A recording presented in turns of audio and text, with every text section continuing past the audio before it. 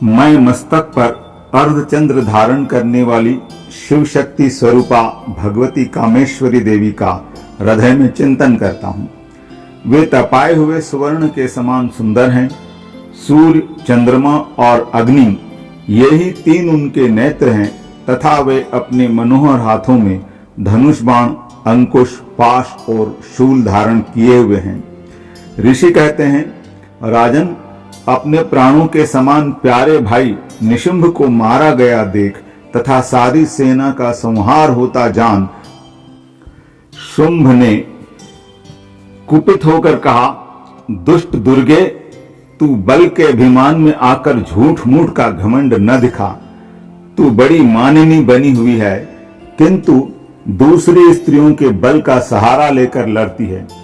देवी बोली, ओ दुष्ट, मैं अकेली ही हूं। इस संसार में मेरे सिवा दूसरी कौन है? देख, ये मेरी ही विभूतियां हैं, अतः मुझमें ही प्रवेश कर रही हैं। तदंतर ब्रह्माणी आदि समस्त देवियां अंबिका देवी के शरीर में लीन हो गईं। उस समय केवल अंबिका देवी ही रह गईं।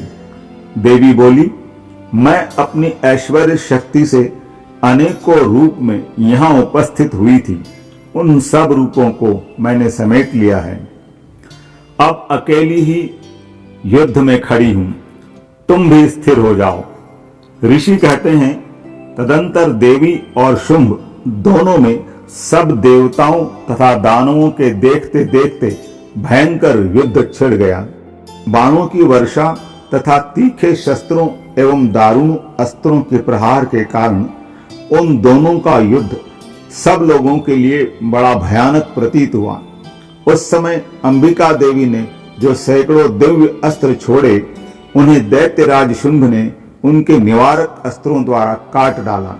इसी प्रकार शुंभ ने भी जो दिव्य अस्त्र चलाए, उन्हें परमेश्वरी ने भयंकर हुंकार शब्द के उच्चारण आदि खिलवाड़ खिलवाड़ में ही नष्ट कर डाला।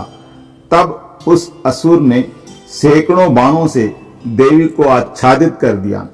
यह देख क्रोध में भरी हुई उन देवी ने भी बाण मारकर उसका धनुष काट डाला। धनुष कट जाने पर फिर दैत्यराज ने शक्ति हाथ में ली, किंतु देवी ने चक्र से उसके हाथ की शक्ति को भी काट गिराया। तत्पश्चात दैत्यों के स्वामी शुंभ ने 100 चांद वाली चमकती हुई ढाल और तलवार हाथ में ले उस समय देवी पर धावा किया। उसके आते ही चंडिका ने अपने धनुष से छोड़े हुए तीखे बाणों द्वारा उसकी सूर्य किरणों के समान उज्जवल ढाल और तलवार को तुरंत काट दिया। फिर उस दैत्य के घोड़े और सारथी मारे गए। धनुष तो पहले ही कट चुका था। अब उसने अंबिका को मारने के लिए उद्यत हो भयंकर मुद्गर हाथ में लिया। उसे आते देख देवी ने अपने तीक्ष्ण बाणों से उसका मुद्गर भी काट डाला। तिस पर भी वह असुर मुक्का तान कर बड़े वेग से देवी की ओर झपटा। उस दैत्यराज ने देवी की छाती में मुक्का मारा। तब उन देवी ने भी उसकी छाती में एक चांटा जड़ दिया। देवी का थप्पड़ खाकर दैत्यराज शुंभ पृथ्वी पर गिर पड़ा, किंतु पुनः सहसा पूर्ववत उठकर खड़ा हो गया। फिर वह उछला और देवी को ऊपर ले जाकर आकाश में खड़ा हो गया। तब चंडिका आकाश में भी बिना किसी आधार के ही शुंभ के साथ युद्ध करने लगी। उस समय दैत्य और चंडिका आकाश में एक दूसरे से लड़ने लगे।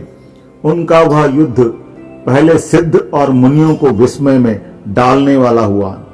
फिर अंबिका ने शुंभ के साथ बहुत देर तक युद्ध करने के पश्चात उसे उठाकर घुमाया और पृथ्वी पर पटक दिया। पटके जाने पर पृथ्वी पर आने के बाद वह दुष्टात्मा दैत्य पुनः चंडिका का वध करने के लिए उनकी ओर बड़े वेग से दौड़ा। तब समस्त दैत्यों के राजा शुंभ को अपनी ओर आते देख देवी ने त्रिशूल से उसकी छाती छेद कर उसे पृथ्वी पर गिरा दिया।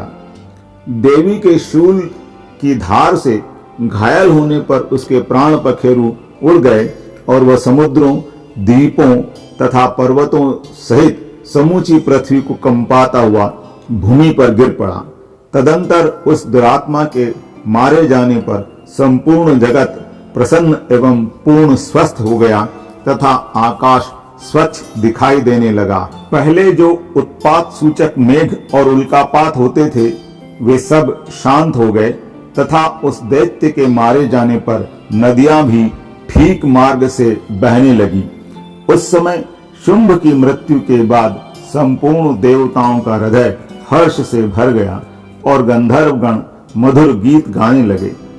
दूसरे गंधर्व बाजे बजाने लगे, अप्सराएं नाचने लगीं, पवित्र वायु बहने लगी, सूर्य की प्रभा उत्तम हो गई, अग्निशाला की बुझी हुई आग अपने आप प्रज्वलित हो उठी तथा संपूर्ण दिशाओं के भयंकर शब्द शांत हो गए। इस प्रकार श्री मार्कंडेय पुराण में सावर्णिक मनवंतर की कथा के अंतर्गत देवी महात्म्य में शुंभवध नामक 10वां अध्याय पूरा हुआ।